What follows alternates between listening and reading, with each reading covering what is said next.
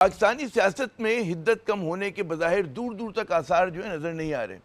آزاد کشمیر میں ہونے والے انتخابات کے پہلے 2 مرحلے تو مکمل ہو گئے، لیکن اپنے جلوہ میں وہ انتخابی دھاندلی کے الزامات ساتھ لائے، اور وہ بھی پیپلز پارٹی کی جانب سے جو حکمران اتحاد کا کلیدی حصہ ہے۔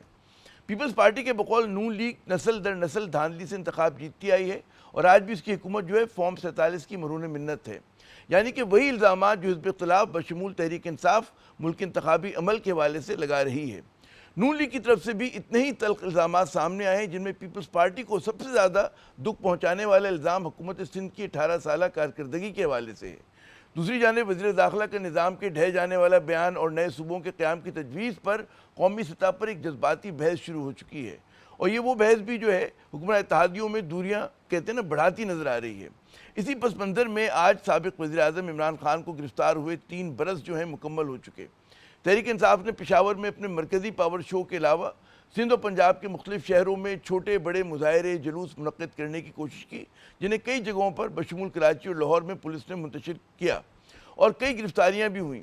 پاکستان کی سیاست میں اعتدال اور استحکام کب اور کیسے آئے گا، ملک کو سیاسی گرداب سے کیسے نکالا جائے، اس کے لیے سیاسی پہلوانوں کو خصوصاً صاحبان اقتدار و اختیار کو کیا کرنا ہوگا، بات کرنے کے لیے ہمارے ساتھ موجود ہیں سابق وزیر خزانہ اور تحریک انصاف کے سابق رہنما محترم اسد عمر صاحب۔ اسد صاحب بہت شکریہ اپنا قیمتی وقت دینے کا۔ حکمران اتحاد میں جو چپکلش اس پر آتے ہیں، سب سے پہلے تو یہ بتائیے کہ تحریک انصاف کا آج کا جو احتجاج ہے آپ کو کتنا مؤثر لگا؟ میرے خیال میں جو توقع تھی اس سے شاید بہتر ہوا۔ اچھا۔ اور ظاہر ہے کہ خاص طور پہ خیبر پختونخوا سے جب آپ باہر نکلتے ہیں تو اتنا شدید دباؤ ہوتا ہے۔ 5 اگست تو آج آئی ہے، لیکن ورکرز کے گھروں کے اوپر چھاپے جو ہیں وہ 2 اگست سے شروع ہو چکے تھے۔ تو اس سب کو دیکھتے ہوئے میرے خیال میں لوگ جو توقع کر رہے تھے اس سے شاید تھوڑا بہتر ہی ہوا۔ کیوں آپ کو یہ محسوس ہوا کہ حکومت کی طرف سے بھی بعض جگہوں پہ ہاتھ ذرا سا نرم رکھا گیا؟ کئی میں دیکھ رہا تھا کہ بعض شہروں میں جو ہے لوگوں نے ریلیاں نکالی، اس طرح کہ ان کو منتشر نہیں کیا گیا۔ مگر اگر یہ کوئی فیصلے کی بنیاد پہ ہوا ہے تو بڑی خوشی کی بات ہے۔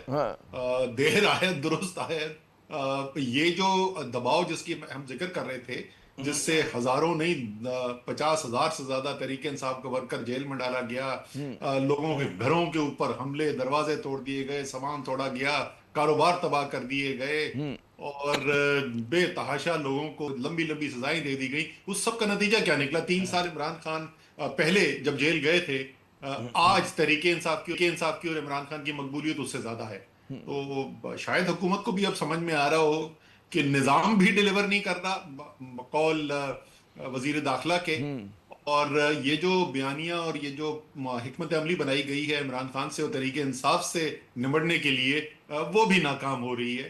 تو شاید کوئی جس طریقے سے نظام کے بارے میں بقول آپ کے حکومت کی ناکامی اپنی جگہ، لیکن عمران خان کی رہائی کے حوالے سے جو تحریک انصاف کی حکمت عملی ہے اب تک 3 برس پہ ہم نے دیکھی، وہ کتنی آپ کو مربوط مؤثر نظر آ رہی ہے؟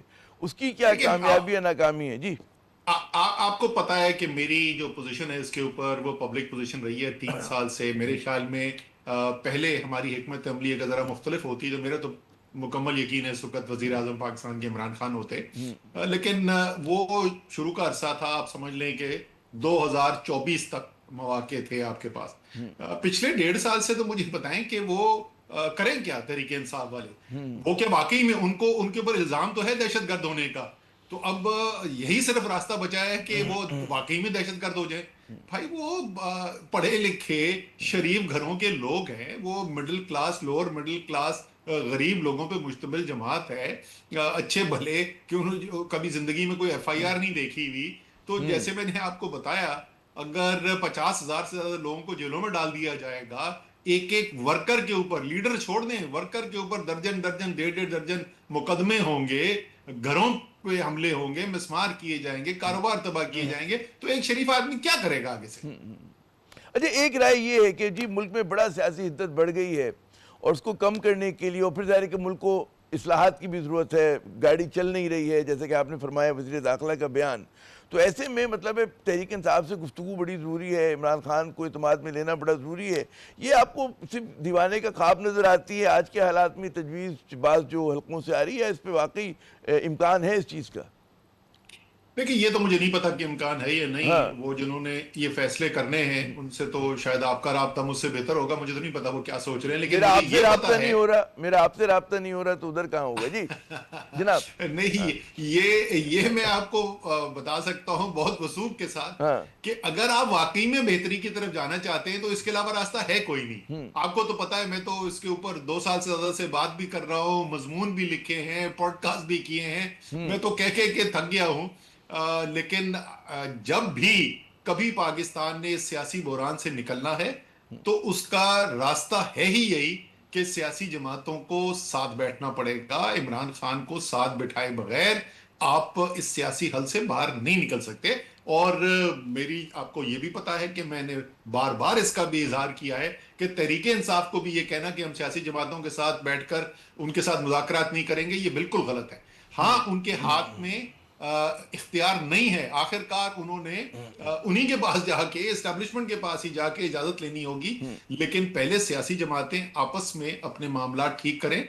और मैं हर दफा यही कहता हूं कि बहैसियत मजमूई सियासी जमातें, सियासी जमात नहीं कोई एक, सियासी जमातें फिर बैठे एस्टेब्लिशमेंट के साथ और कहें कि जनाब ये जो पिछले 25 साल से ज्यादा हो गए हमें, 30 साल से हाइब्रिड निजाम चलाते हुए, तो उस हाइब्रिड निजाम का नतीजा असद उमर जो उसको तो छोड़ दें, लेकिन जो फेस ऑफ हाइब्रिड रिजीम है मोहसिन नकवी साहब, वो कह रहे हैं कि ये निजाम फेल है, ये जितना मर्जी और चलाते रहें साल, ये कभी भी डिलीवर नहीं करेगा। तो चले उन्हीं की बात सुन लीजिए।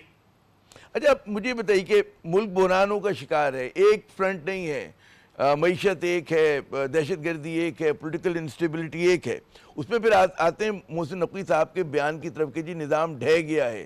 फिर इसका दूसरा हिस्सा ये कि जी नए वो कहते हैं इंतज़ामी यूनिट्स का क़याम, सूबों का क़याम। कैसे देखते हैं ये जो एडमिशन है, वज़ीर कहते हैं आला पंजाब भी रह चुके हैं, वो जानते हैं कि कितना बड़ा रॉट है, फिर वज़ीर दाखिला इतने अरसे से हैं जी। वो सिर्फ वजीर दाखिला नहीं है, आपको पता है पीसीबी। कि मोहसिन नकवी कोई एक आम वजीर नहीं है। आपको याद होगा राना सनाउल्लाह से ये सवाल पूछा गया था कि भाई वो तो हाँ आपके पार्टी की नहीं, आपने इतनी अहम वजारत दे दी। तो उनका जवाब क्या था? उन्होंने कहा कि अगर ये तो उनकी मेहरबानी है, अगर वो वजीर आजम बनना चाहते तो उनको कौन रोक सकता था। तो वो मोहसिन नकवी हैं जिन्होंने ये बयान दिया। अच्छा। देखिए वो बयान जो है, दो मुख्तलिफ वजूहात हो सकती हैं उसकी। एक तो वजह ये हो सकती है कि वाकई में उनको ये समझ में आ गया है, जो पाकिस्तान के तकरीबन तमाम सियासी तज्जिया निगार, पाकिस्तान के लोग जो पाकिस्तान की सियासत को, मईशत को देखते रहे हैं, जिस नतीजे पे पहले पहुंच चुके थे कि ये जिस तरीके से हम निज़ाम चलाने की कोशिश कर रहे हैं ये कभी भी कामयाबी से नहीं चल सकता। या ये हो सकता है कि कोई वो जो बाकी सारा पाकिस्तान सोच रहा है, जो आप और मैं सोच रहे हैं कि इसका क्या हल होगा, ये नहीं है। कोई और ही इख्तरा आई है, किसी बंद कमरे के अंदर कोई अपनी एक कोई नई सोच आई है और एक नया तजुर्बा होने जा रहा है पाकिस्तान के ऊपर। यही मेरा आपसे अगला सवाल होता इसी नए तजर्बे के हवाले से कि जो खुद तनकीदी की है, उन्होंने सेल्फ क्रिटिसिज्म किया है, मैं यही कहूँगा इसको, तो ये खुद उनकी अपनी ज़ाती राय है कि कोई पैगाम रसानी कर रहे हैं, कोई मुतबन्ने कहते हैं किसी को वार्न कर रहे हैं, क्या देखते हैं आप? अच्छा देखिए, वो जो वार्निंग वाली बात होती है ना, वो लोग कहते हैं, मेरे ख्याल में वार्निंग उनको देने के लिए पाकिस्तान की मीडिया की जरूरत नहीं है, क्या ना। अच्छा हाँ वार्निंग जो है वो बराह रास्त दी जा सकती है। ये तो एक माहौल बनाने वाला एक स्टेटमेंट है हाँ कि जो आप फिर तब्दीलियां करने के लिए जा रहे हैं उसके लिए एक माहौल बनाया जाए, मीडिया के ऊपर प्रोग्राम्स किए जाएं, तमाम मीडिया के जो अच्छे एंकर्स हैं, आमिर ज़िया जैसे नहीं, अच्छे वाले जो एंकर्स हैं, वो सब आके कौम को बताएं कि कैसे जो मजीद नए सूबे बनाने के अलावा पाकिस्तान में कोई और हल ही नहीं है। और तमाम दुनिया जो है वो इसी तरीके से तरक्की कर रही है। अमेरिका वाले पागल हैं जो इन्होंने पिछले 160 साल में कोई नया सूबा नहीं बनाया, इसलिए अमेरिका तरक्की के दौर में। तो चले अमेरिका में सूबे नहीं बने, लेकिन भारत में आपके पड़ोस में 12 से 28 सूबे हो गए, और कई मिसालें हमारे सामने कि इतना वो पसोपेश से काम नहीं लेते कि जी इंतजामी यूनिट बनाने बना देते हैं, क्या हर्ज है?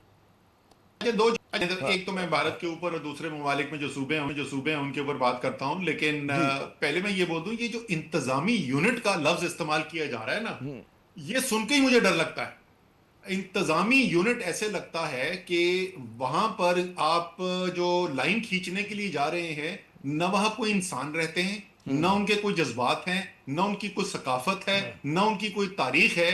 تو یہ ایک مشین ہے، اس کا پرزہ ادھر سے نکال کے ادھر لگا دیا جائے گا.